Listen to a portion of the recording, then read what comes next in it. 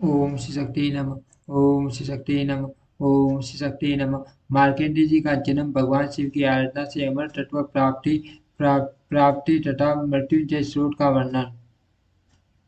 वशिष्ठ जी कहते हैं, राजे माँ मना मरकंडू मुनि ने विधि पूर्वक माताओं के ऑर्डर को दैहिक संस्कार करके दीर्घकाल तक काशी में ही निवास किया। भगवान शंकर के पश्चात से उनकी धर्मपत्नी मरुदटी के गर्भ से एक माँ तेजस्वी पुत्र उत्पन्न हुआ, जिसकी मार्कंडेय के नाम से प्रसिद्ध हुई। इसी माँ मार्कंडेय मुनि ने तपस्या से भगवान शिव की आराधना करके उनसे दीर्घायु पाकर अपनी आंखों से अनेकों बार प्रलय का दृश्य देखा।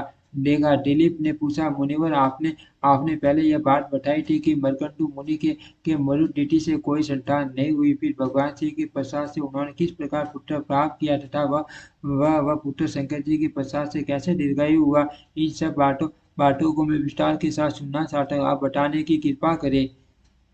वशिष्ठ जी ने कहा, राजन सुनो, मैं मार्कंडेय जी के जन्म का वृतांत बतलाता हूँ। वहाँ मुनि मरकंडू के कोई संतान नहीं थी, अतः उन्होंने अपनी पत्नी के साथ तपस्या और नियमों का पालन करते हुए भगवान शंकर को संतुष्ट किया। संतुष्ट होने पर पिनाकधारी शिव ने पत्नी से मुनि से कहा, मुने, मुझसे कोई वर मांगो। तब मुनि ने यह वर मांगा, परमेश्वर, आप मेरे इष्टवन से संतुष्ट हैं, इसीलिए मैं आपसे एक पुत्र चाहता हूँ। महेश्वर, मुझे मुझे अब तक कोई संतान नहीं हुई। भगवान शंकर बोले, मुने, क्या उत्तम उत्तम गुणों से हीन चिरंजीव पुत्र चाहते हो, या केवल 16 वर्ष की आयु वाला एक ही गुणवान एवं स्वर्गीय पुत्र पाने की इच्छा रखते हो? उनके इस प्रकार पूछने पर धर्मात्मा मरकंडू ने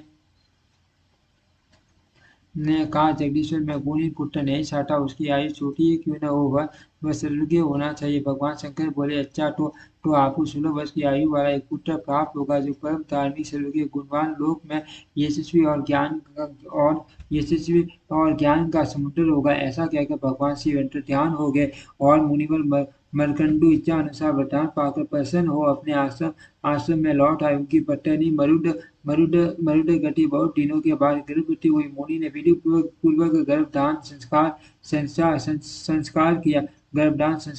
तदनंतर गर्भस्थ बालक में शिष्टता उत्पन्न होने से पहले पुरुष की वृद्धि के लिए उन्होंने किसी शुभ दिन को ग्रह सूत्र में बताई हुई विधि के अनुसार अच्छे ढंग से पुष्प संस्कार किया। जब जब 8वां मास आया, तब संस्कार कर्मों के ज्ञाता उन मुनिवरों ने गर्भ के रूप की समृद्धि और सुखपूर्वक संतान की उत्पत्ति होने के लिए सीमंतोत्तयन संस्कार किया। समय आने पर मरुदटी के गर्भ से सूर्य के समान तेजस्वी पुत्र का जन्म हुआ। उस समय देवताओं की दुदुम्बियां बज उठी, संपूर्ण दिशाएं स्वस्थ हो गई और सब ओर से प्राणियों को तृप्त करने वाली कल्याणमयी मई वाणी सुनाई देने लगी। बालक की शांति के लिए वेद व्यास आदि मुनि भी मरकंडू के आश्रम पर पधारे। साक्षात मां मुनि वेद व्यास ने बाल, बालक का वेद व्यास ने बालक का जातकर्म संस्कार कराया। तत्पश्चात 11वें दिन मुनि ने नामकरण संस्कार किया। उसके बाद नाना प्रकार के वेदोक्त मंत्रों और आशीर्वादों से अभिनंदन करके मुनियों ने बालक की रक्षा का शास्त्रीय उपाय किया। फिर मरकंडू मुनि के द्वारा पूजित हो वे सब लोग लौट गए। उस समय नगर और प्रांत के लोग हर्ष में भर कर आपस में कहते कहते, ओ, इस बालक का अद्भुत रूप है, अद्भुत तेज और समस्त अंगों का लक्षण भी अद्भुत है। मरुदटी के सौभाग्य से साक्षात भगवान शंकर ही इस बालक के रूप में प्रकट हुए हैं। ये कितने आश्चर्य की बात है। 6वें महीने में पिता ने पुत्र को घर से बाहर निकाला बाहर निकाले निकाला 7वें महीने में उसका अन्नप्राशन कराया। फिर 2.5 वर्ष की अवस्था में शुभारंभ करके श्रवण नक्षत्र में कर्ण वेद किया। तदनंतर कर्मों के ज्ञाता मरकंडू मुनि ने बालक के ब्रह्म तेज की वृद्धि के लिए 5वें वर्ष की अवस्था में उसे यज्ञ पवित्र दे दिया। फिर उपाक्रम करके विद्वान मुनि ने बालक को वेद पढ़ाया। उसने उसने अंग उपांग पद तथा क्रम क्रम से संपूर्ण वेदों का विधि पूर्वक अध्ययन किया। वह बालक बड़ा शक्तिशाली था। गुरु तो उसके साथ से मास्टर थे। उसने उसने विनय आदि गुणों को प्रकट करते हुए गुरु मुख से समस्त विद्याओं को ग्रहण किया। वह भिक्षा के अंश से जीवन निर्वाह करता हुआ प्रतिदिन माता पिता की सेवा में संलग्न रहता था। बुद्धिमान मार्कंडेय आयु का 16 वर्ष प्रारंभ होने पर मर्कंडु मुनि का हृदय शोक से कातर हो उठा। उनकी संपूर्ण इंद्रियों में व्याकुलता छा गई। वे दीनता पूर्वक विलाप करने लगे। मार्कंडेय ने पिता को अत्यंत दुखित होकर विलाप करते देखा। देख पूछा, तात आपके शोक मोह का क्या कारण है? मार्कंडेय की मधुर वचन सुनकर मर्कंडु ने अपने शोक का युक्ति युक्त कारण बताया। मर्कंडु बोला बोला बेटा, पिनाकधारी भगवान शंकर शंकर ने आपको 16 वर्ष की आयु दी है। उसकी समाप्ति का समय आ पहुंचा है, इसीलिए मुझे शोक हो रहा है। पिता का यह कथन सुनकर मार्कंडेय ने कहा, पिताजी आप मेरे लिए कदापि शोक न कीजिए। मैं ऐसा यत्न करूंगा जिससे अमर हो जाऊं। महादेव जी सबको मनोवांछित वस्तु प्रदान करने वाले वाले और कल्याण स्वरूप है। वे मृत्यु को जीतने वाले विकराल नेत्रधारी सूर्य के सत्पुरुषों को सब कुछ देने वाले, काल के भी काल, माँ काल स्वरूप और कालकूट विष को भक्षण करने वाले। मैं उन्हीं की आराधना करके अमर तत्व प्राप्त करूंगा। पुत्र की यह बात सुनकर माता पिता को बड़ा हर्ष हुआ। उन्होंने सारा शोक छोड़कर प्रसन्नता पूर्वक कहा, बेटा आपने हम दोनों का शोक नष्ट करने के लिए भगवान मृत्युंजय की आराधना रूप मान उपाय का प्रतिपादन किया है। तात आप उन्हीं के चरण में जाओ। उनसे बढ़कर दूसरा कोई भी हितैषी नहीं है। जो बात मन की कल्पना में भी नहीं आ सकती, उसे भी भगवान शंकर सिद्ध कर देते हैं। वे काल का भी संहार करने वाले हैं। बेटा, क्या आपने नहीं सुना है? पूर्व काल में काल पास से बनते हुए श्वेत केतु की महादेव जी ने किस प्रकार रक्षा की थी। उन्होंने उन्होंने समुद्र मंथन से प्रकट हुए प्रलयकालीन अग्नि के समान भयंकर हलाहल विष का पान करके तीनों लोगों को बचाया था। जिसने तीनों लोगों की संपत्ति हड़प ली थी। उस महान अभिमानी जलंधर को अपने सन्नों की अंगुष्ठ रेखा से प्रकट हुए शक्ल द्वारा मौत के घाट उतार दिया था। ये वही भगवान दुर्जटी हैं, जिन्होंने श्री विष्णु को बाण बनाकर एक ही बाण के प्रहार से उत्पन्न हुई आग की लपटों से दैत्यों को तीनों पुरखों को फूंक डाला था। अनकासुर तीनों लोगों का ऐश्वर्य पाकर विवेक शून्य हो गया था, किंतु उसे भी महादेव जी ने अपने त्रिशूल की नोक पर रखकर 10,000 वर्षों तक सूर्य की किरणों में सुखाया। केवल दृष्टि डालने मात्र से तीनों लोगों को जीत लेने वाले प्रबल कामदेव को उन्होंने ब्रह्मा आदि देवताओं के देखते देखते जलाकर भस्म कर डाला। अन्न की पदवी को पहुंचा दिया। भगवान शिव ब्रह्मा आदि देवताओं के एकमात्र कर्ता मेघ रूपी वृषभ सवारी करने वाले, अपनी महिमा से कभी सीमित न होने वाले, संपूर्ण विश्व के आश्रय और जगत की रक्षा के लिए दिव्य मणि है। बेटा आप उन्हीं के शरण में जाओ। इस प्रकार माता पिता की आज्ञा पाकर मार्कंडेय जी दक्षिण समुद्र के तट पर चले गए और वहां विधि पूर्वक अपने ही नाम से एक शिवलिंग स्थापित किया। तीनों समय स्नान करके वे भगवान शिव की पूजा करते और पूजा के अंत में स्रोत पढ़कर नृत्य करते। उस स्रोत से एक ही दिन में भगवान शंकर संतुष्ट हो गए। मार्कंडेय जी ने बड़ी भक्ति के साथ उनका पूजन किया। जिस दिन उनकी आयु समाप्त होने वाली थी, उस दिन शिव जी की पूजा में संलग्न हो गए। जो ही स्तुति करने को उठे थे, उसी समय मृत्यु को साथ लिए काल उन्हें लेने के लिए आ पहुंचा। उसके गोलाकार नेत्र किनारे की ओर से लाल लाल दिखाई दे रहे थे। सांप और बिच्छू उसके रोम थे। बड़ी बड़ी दाढ़ों के कारण उसका मुख अत्यंत विकराल जान पड़ता था। वह काजल के समान काला था। समीप आकर काल ने उनके गले में फंदा डाल दिया। गले में बहुत बड़ा फंदा लग जाने पर मार्कंडेय जी ने कहा, महामते काल में जब तक जगदीश्वर शिव के मृत्युंजय नामक महास्तोत्र का पाठ पूरा न कर लो, तब तक मेरी प्रतीक्षा करो। मैं शिव जी की स्तुति किए बिना कहीं नहीं जाता, पूजन और शयन तक नहीं करता। यह मेरा निश्चित व्रत है। संसार में जीवन, स्थिर राज्य, सुख भी मुझे उतना प्रिय नहीं जितना कि यह शिव जी का स्वरूप है। यदि मैंने इस विषय में कोई असत्य बात न कही हो, तो इस सत्य के प्रभाव से भगवान महेश्वर सदा मुझ पर प्रसन्न रहे।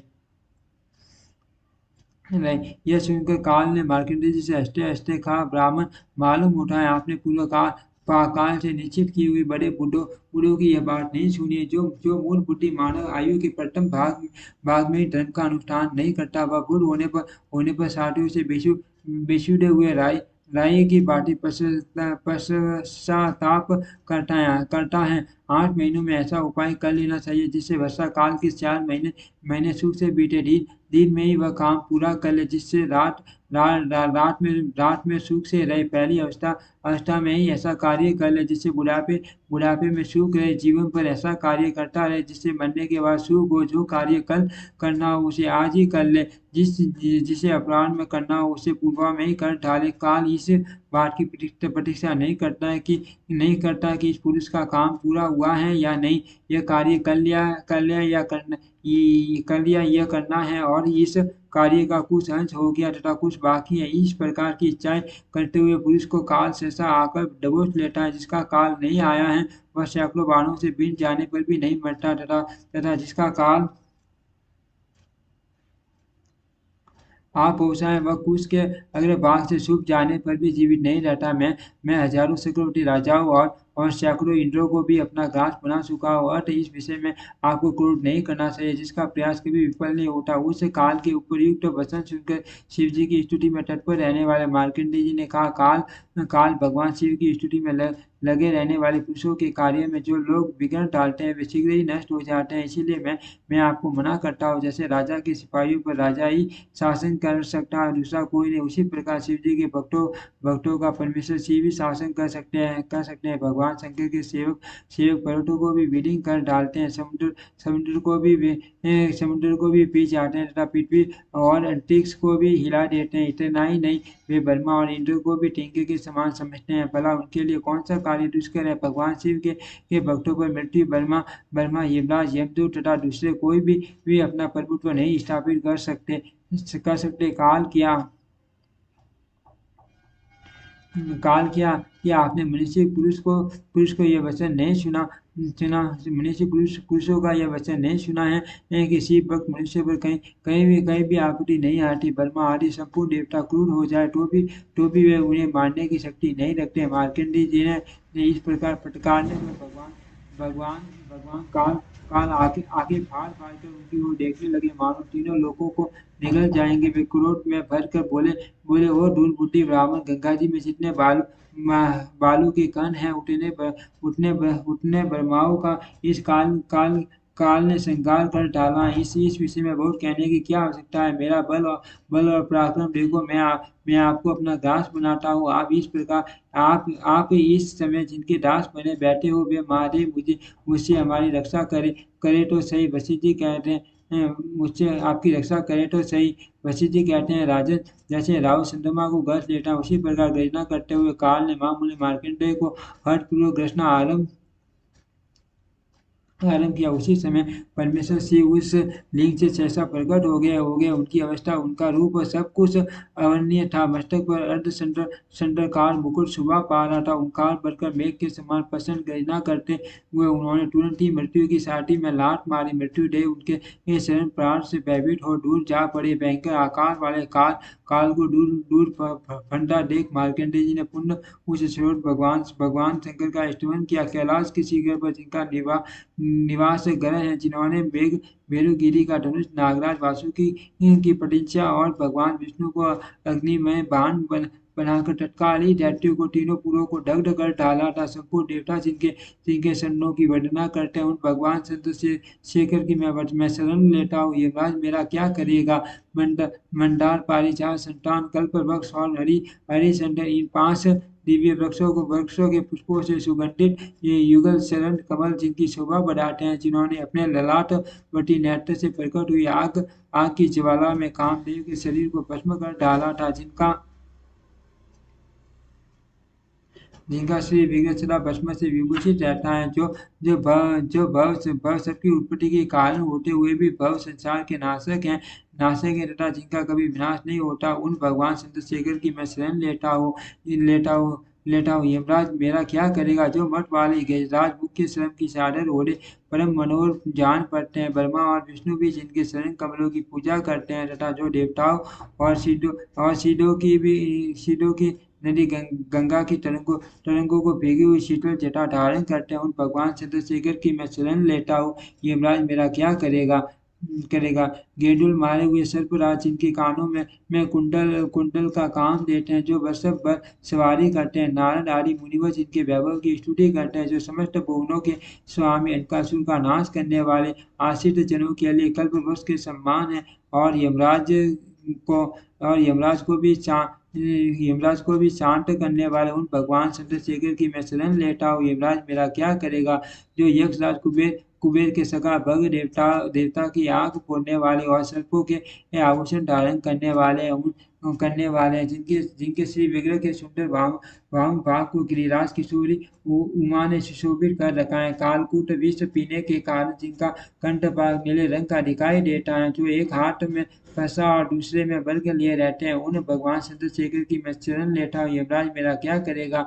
जो जन्म मरण से रोग से ग्रस्त है, पुरुषों के लिए औषध रूप है, समस्त आपत्तियों का निवारण और दक्ष यज्ञ का विनाश करने वाले सत्व आदि तीनों गुण गुण जिनके स्वरूप है, जो तीन नेत्र धारण करते हैं, भोग और मोक्ष रूपी फल देते हैं तथा संपूर्ण पाप राशि का संहार करते हैं, उन भगवान चंद्रशेखर की मैं शरण लेता हूँ। यमराज मेरा क्या करेगा?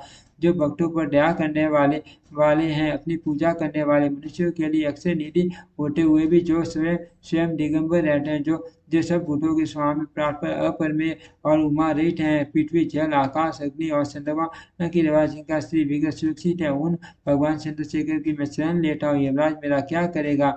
जो ब्रह्मा रूप से संपूर्ण विश्व की सृष्टि करते हैं, फिर विष्णु रूप से सबके पालन में संलग्न रहते और अंत में सारे प्रपंच का संहार करते हैं, संपूर्ण लोकों में जिनका निवास है, तथा जो गणेश जी के पार्षदों से गिर कर दिन रात रात पार्टी पार्टी के खेल किया करते हैं, उन भगवान चंद्रशेखर की मैं शरण लेता हूँ। यमराज मेरा क्या करेगा? दुखों को दूर करने के कारण जिन्हें रुद्र कहते हैं, जो जीव रूपी पशुओं का पालन करने से पशुपति स्थिर होने से स्थाणु गले में नीला सीना धारण धारण करने से नीलकंठ और भगवती उमा के स्वामी होने से उमापति नाम धारण करते हैं, उन भगवान शिव को मैं मस्तक झुकाकर प्रणाम करता हूँ। मृत्यु मेरा क्या कर लेगी? जिनके गले में काला धागा है, जो कला मूर्ति काला अग्नि स्वरूप और काल के नाशक है, उन भगवान शिव को मैं मस्तक झुकाकर प्रणाम करता हूँ। मृत्यु मेरा क्या कर लेगी? जिनका कंठ नील और नेत्र विकराल होते हुए भी जो अत्यंत निर्मल और उपद्रव रहित हैं, उन भगवान शिव को मैं मस्तक झुकाकर प्रणाम करता हूँ। मृत्यु मेरा क्या कर लेगी?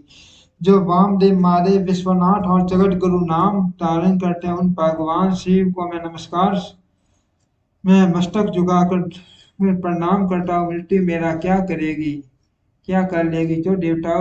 जो देवताओं के भी आराध्य देव, जगत के स्वामी और देवताओं पर भी शासन करने वाले हैं, जिनकी ध्वजा पर वृषभ का सीना बना हुआ है, उन भगवान शिव को मैं मस्तक झुकाकर प्रणाम करता हूँ। मृत्यु मेरा क्या कर लेगी? जो परमानंद स्वरूप नित्य एवं कैवल्य पद मोक्ष की प्राप्ति के कारण उन भगवान शिव को मैं मस्तक झुकाकर प्रणाम करता हूँ। मृत्यु मेरा क्या कर लेगी? जो जो स्वर्ग और मोक्ष के दाता तथा सृष्टि पालन और संहार के करता है, उन भगवान शिव को मैं मस्तक झुकाकर प्रणाम करता हूँ। मृत्यु मेरा क्या कर लेगी? वशिष्ठ जी कहते हैं, मार्कंडेय जी के द्वारा किए हुए इस श्लोक को जो भगवान शंकर के समीप पाठ करेगा, उसे मृत्यु से भय नहीं होगा। यह मैं सत्य सत्य कहता हूँ। बुद्धिमान मार्कंडेय ने इस प्रकार स्तुति करने पर महादेव जी ने उन्हें अनेक कल्पों तक असीम आयु प्रदान की। इस प्रकार देवारी देव महादेव जी के प्रसाद से अमर तत्व पाकर अमर तत्व पाकर माँ तेजस्वी मार्कंडेय ने बहुत बहुत से प्रलय के दृश्य देखे हैं। वरदान पाने के अनंतर मां मुनि मार्कंडेय मुनि अपने आश्रम में लौटकर माता पिता को प्रणाम किया। फिर उन्होंने भी पुत्र का अभिनंदन किया। उसके बाद मार्कंडेय जी तीर्थ यात्रा में प्रवृत्त होकर सदा इस पृथ्वी पर विचरने लगे। यमराज भी भगवान शंकर की स्तुति करके अपने लोक में चले गए। राजन वर्ग सरंग मुनि सदा मार्ग स्नान किया करते थे। उसी के महात्म्य से उनकी संतान इस प्रकार सौभाग्यशालिनी हुई। ओम श्री शक्ति नमः। ओम श्री शक्ति नमः। ओम श्री शक्ति नमः।